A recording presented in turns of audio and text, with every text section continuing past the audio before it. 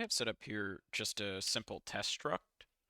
So I have an integer, a double, an integer, a character, and a character. So if we go through, we add up all of the sizes for these data types in the struct. We have an integer 4, a double 8, another 4 bytes, 4 bytes, 1 byte, 1 byte.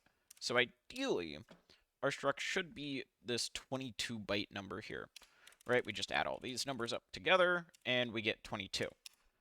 However, if we compile this and run it, we see our struct isn't this ideal 22 bytes. It's 32 bytes, right? And the whole reason for this is padding.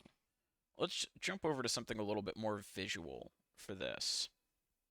So I have set up here just the same exact struct that you guys saw.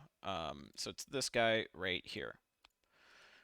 So when C++ is doing struct C and C++, it is dumb as rocks when it's sizing it. It's not going to be doing any optimization for us in the background. All the optimization is left up to us, the programmer.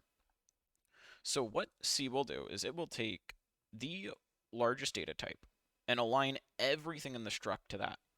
So that's what I've done here. I have this set up for my struct, and I've aligned all of these rows to 8 bytes. So each one of these rows is 8 bytes each.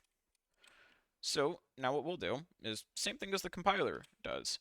We're just going to try to jam each of these variables into the struct. So we'll start off with this integer here. We'll jam the integer right here. Integers take up 4 bytes. And we have this double here. We can't jam the double right here because that's completely out of the range of the 8 bytes of alignment. So we'll throw it in this next row, and it perfectly fits that double. But what happened up here? Right, we can't put the double in there. We can't really put any of these data types because C++ is sequentially doing this. So when it sees that it can't fit the requested variable in this space, it'll add padding. So in this case, we added 4 bytes of padding. Now we'll keep going with these. So we have next up this integer here. Integer fits right here. We have this next integer. Hey, it fit that whole space. And we have our 2 characters. So this character fits in right here, and this character will fit into this space here. And we're left over with all of this blank space, which C++ will fill with padding. And this is why we have 32 bytes instead of that 22 bytes. It's because of this padding here and here.